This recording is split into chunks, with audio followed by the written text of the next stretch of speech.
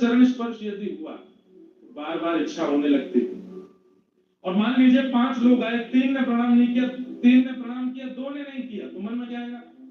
आए तो एक साथ हैं, 3 कर रहे हैं, 2 क्यों खड़े हैं, इन्होंने क्यों नहीं किया? और यहीं से पतन शुरू हो जाता है। तो स्तुति के ज्यादा आदी मत रहो, सम्मान की बहुत इच्छा मत रखना, क्योंकि अपमान ज्यादातर उसी का होता है जिसका बहुत सम्मान हुआ हो, और अपमान का बोध भी उसी को होता है जिसने बहुत सम्मान करवाया हो। इसलिए सम्मान को सिर पर मत चढ़ने दीजिए। महादेव बनिए, वो नीलकंठ है, भरी सभा में दक्ष प्रजापति ने अपमान किया, कंठ में धारण कर लिया उस विष को अपमान के। इसीलिए बाकी सब देव हैं, वो महादेव।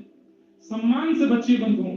आप कुछ भी श्रेष्ठ करेंगे, कुछ भी अच्छा करेंगे, कुछ भी बहुत बड़ा करके आएंगे, दुनिया आपको सम्मान देगी। आपने उसको स्वीकार करना प्रारंभ किया, वहीं से आपका पतन होगा।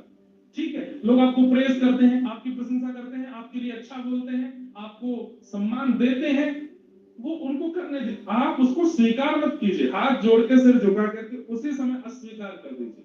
अस्वीकार का मतलब कोई गिफ्ट लाया तो फेंक मत दो, स्वीकार करो, पर मन में क्या विचार करो? अधिकारी नहीं हूं मैं इसका। किसी ने माला पहनाई तो माला स्वीकार तो करो, पर मन में क्या सोचो? मैं इसका अधिकारी कदापि नहीं। ये है अस्वीकारीकरण। उसको स्वीकार मत करो। अस्वीकार करोगे तो उस स्थिति में पहुंच जाओगे कि जहां बड़े बड़े लोग नहीं पहुंच पाए, और जहां आपने तनिक से सम्मान को भी स्वीकार करना शुरू कर दिया, वहीं रह जाओगे, उससे ऊपर नहीं जा पाओगे।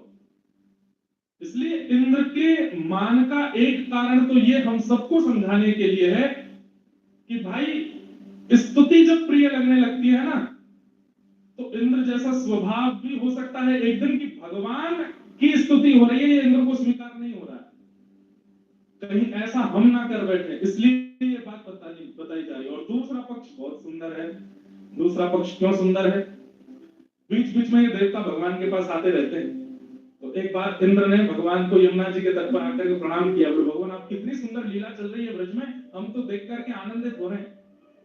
ठाकुर जी बोले तुमको हमारा एक काम करना। बोले क्या? बहुत ध्यान से सुनिएगा, सब लोग इधर देखो। तो भगवान ने इंद्र से कहा कुछ दिन बाद हम ब्रजवासियों को अपने चरणों में प्रणाम करवाएंगे, पर ये मुझे प्रणाम नहीं करेंगे, मेरे प्रतिनिधि श्री गिरिराज जी को प्रणाम करेंगे, और उसके लिए हम तुम्हारी पूजा बंद करवाएंगे। तुम क्या करना? तुम्हारी पूजा बंद हुई इसलिए कोपित होकर के खूब जोर की वर्षा करना, और इतनी वर्षा करना कि उस वर्षा से बचाने के लिए मैं गिरिराज जी को धारण करूंगा। अब मैं गिरिराज जी क्यों धारण करूंगा? ठाकुर जी की ये बात भी कहीं पूर्व में ठाकुर जी कह चुके हैं। कैसे? सब लोग इधर देखो, सुनते जाओ, एक एक क्षण भी छोड़िएगा नहीं। जब हनुमान जी महाराज हिमालय पर्वत लेकर के आए संजीवनी बूटी के लिए, तो सब लोग हनुमान जी की बड़ी प्रशंसा करते थे। अरे हनुमान जी तो समुद्र लांघ के लंका पहुंच गए, लंका में आग लगा करके आ गए, हनुमान जी ऐसे बलवान है, हनुमान जी ऐसे, हनुमान जी ऐसे। तो एक दिन हनुमान जी ने राम जी से कहा मेरा नाम क्या है? हनुमान। जो मान का हनन करता हो वो हनुमान है। और मेरा इतना सम्मान होता है ना, ये मुझे प्रिय नहीं लगता। ठाकुर जी बोले हम कुछ करेंगे। आज जैसे ही हनुमान जी पर्वत लेकर के आए संजीवनी बूटी की जगह, तो लक्ष्मण जी के प्राण रक्षा की तो उत्सव मना ही, उससे ज्यादा उत्सव मना हनुमान जी का नया नाम रख दिया सब लोगों ने। बोले क्या? गिरिवरधारी। बोले कौन है ये? गिरिवर। गिरिवर किसको कहते हैं? श्री हिमालय को ही, पर्वत को ही गिरी कहा जाता है। उसको जो धारण करे वो गिरिवरधारी।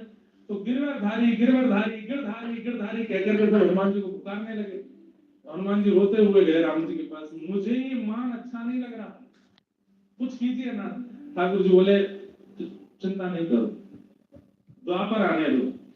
तुमने जैसे भुजा में पर्वत उठाया, हम तुमसे भी एक हाथ आगे जाएंगे। कैसे?